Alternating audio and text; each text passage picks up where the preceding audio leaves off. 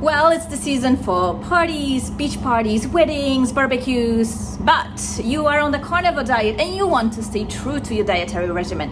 What to do to navigate all these temptations safely? We'll talk about it in today's video. Welcome back to my channel. I am Sylvia and I'm a carnivore diet coach. The number one and by far the most effective strategy to resist any sort of cravings is to be in continuous ketosis. By that, I mean to staying in ketosis for quite some time. So if you know that you're gonna have a busy summer with lots of parties, lots of weddings, start early on being in ketosis. Over 1.2, I would say, and stay there consistently. Now, when you go to parties where there's everything being served, when you are in ketosis and you are doing well in ketosis, the temptations are almost non-existent. Your level of satiety, your mental cognition and performance are so good that ruining it with a cocktail or some nachos just isn't worth it.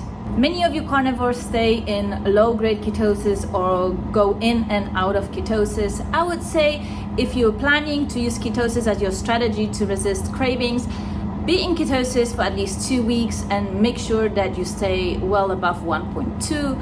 I would say up to 2 is a decent range, and it will be really helpful to get through all the parties, all the weddings without being tempted. All right, if ketosis isn't your thing, or you just got out of ketosis and you can't imagine getting back into ketosis for another 6 weeks, which is not unusual, don't worry, we have some other strategies that will help you to get through all the parties. Before you head out, the next best thing you can do is to have a large carnivore meal. I mean 10 to 12 ounces of a ribeye steak with some extra tallow on it and extra salt. Eat past satiety, like be really stuffed before you leave for the party. It is a pretty good insurance policy not to break your carnivore diet when you're out partying.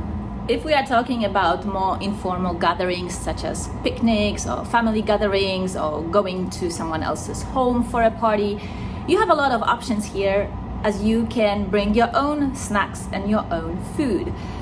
Things that I like to bring myself either to work or to the parties are hard-boiled eggs. They're such an easy, cheap and convenient food to bring places.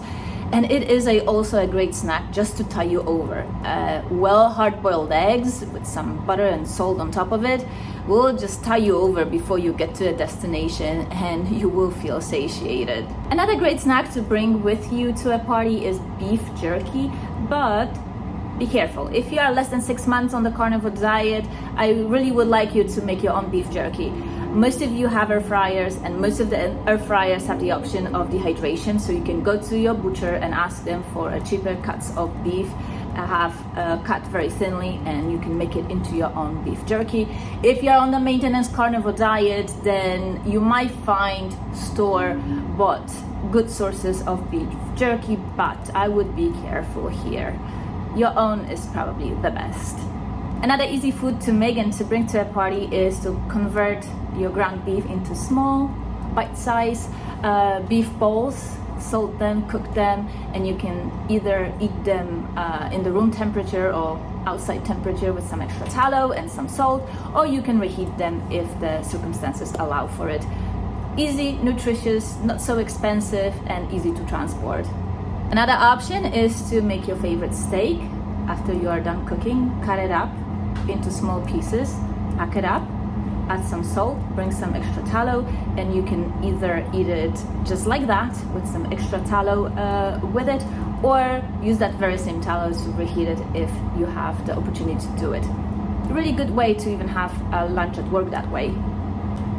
About a year ago, I got this portable crock pot, and wherever there is an outlet, you can bring your own food, reheat it, and it tastes delicious.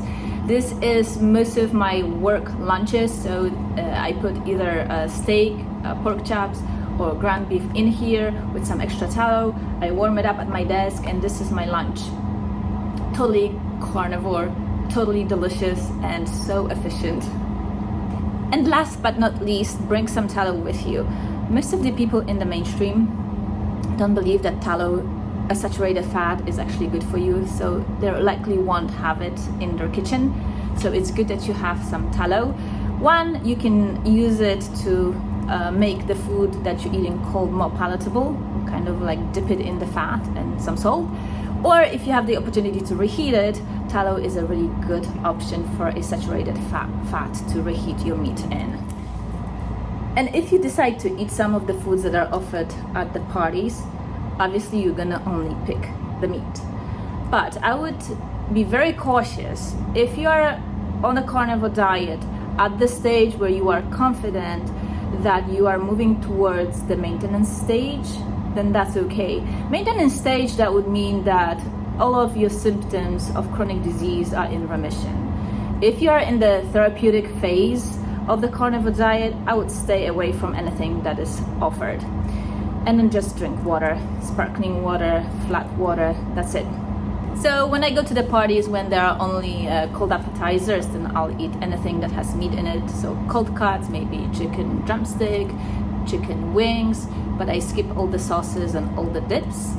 And if the meats, things like roast beef, are in a wrap, I just leave the wrap on the plate and eat the meat. And I used to feel a little bit embarrassed by doing that, but no more. I don't care. Meat healed me, and gluten makes me sick, so I'm not gonna eat it.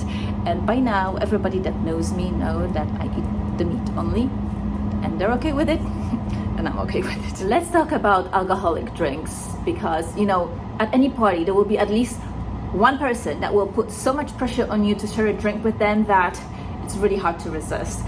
I generally don't like confrontations, so I'll lie. I'll go to a bar and I'll ask for seltzer water with some lime in it, and I say that I have vodka with seltzer, and that usually takes care of the pressure. Now, if you do enjoy an alcoholic beverage and you want to drink it for your own purposes, you just want to enjoy the party and you need alcohol for it, I can understand. Now, again, nutritionally, there are zero reasons to have any alcohol. If you have gut permeability issue, you have leaky gut, you're working on reversing of autoimmunity, alcohol is one of those compounds that increase the gut permeability and by a lot and for a long time. So if you are just new to the carnivore diet and you just started working on your chronic issues, you are probably better off not drinking. Now, that aside, if you do decide to have a drink, make sure you're drinking something that is well distilled, and that would be probably triple distilled vodka.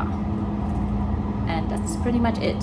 Stay away from all the cocktails and anything that isn't properly distilled.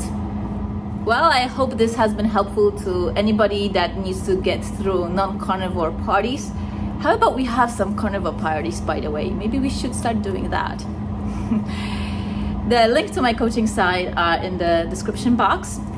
I'm also adding my Amazon storefront if you want to get the crock pot. And if you haven't yet, subscribe, hit that notification bell, and I will see you in my next video. Bye!